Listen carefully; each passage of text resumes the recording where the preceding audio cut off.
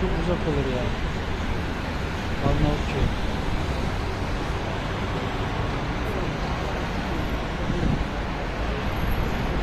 Bu da Türkiye Cumhuriyeti.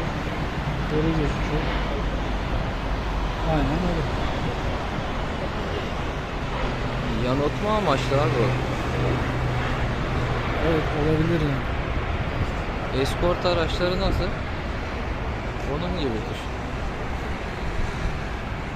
Zaten böyle küçük 2-3 tane uçağı var. 19 var, 20 var. 18 var.